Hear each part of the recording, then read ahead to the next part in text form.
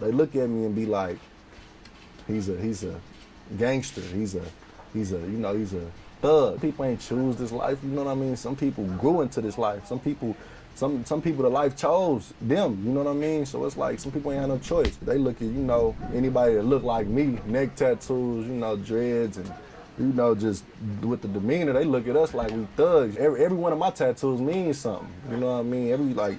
This my mama name, you know what I mean? My granny's favorite song, you know what I mean?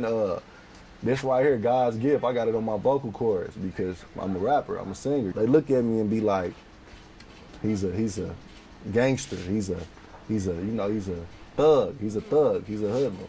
I got my dreads, you know what I mean? I put my dreads like this to stamp time, but I got these, this is when I felt like my music started going, so the longer that they get, the longer I've been in the music industry, you know what I mean? So it's kind of like, they judge you without even knowing the reason why you do the stuff. Same thing with like gang members, If you ain't got no family at home, your pops in jail and stuff like that, you know what I mean? And you got a big homie out here that's gonna give you food and put clothes on your back, you know what I mean? But he banging a set, you know what I mean? But your pops is in jail. Coming from where we come from, it's always, we always feel some type of way towards cops. Like, we don't mess with them. They the opposition. Like, we don't mess with the cops. In our eyes, they don't protect and serve us, you know what I mean? It's kind of like, they just there, We feel, we get defensive when a cop come around, And that's just how it is, like when my brother Detroit, the story with him getting killed by him getting killed by the police and stuff like that, he ended up, shooting first. He ended up shooting first at the police, you know what I mean? Just because he was already on defense.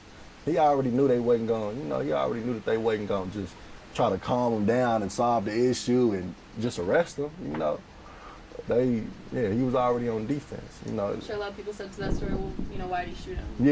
Yeah, most definitely, and that's the reason, you know what I mean? People won't understand unless they come from where we come from, you know what I mean? People won't ever understand unless they walk them out in our shoes, They'll always look. It's easy to incriminate somebody, you know what I mean, and call them a thug and stuff like that when you don't understand the reasons why they did what they did. I feel as if, I just tell our story, somebody gonna listen.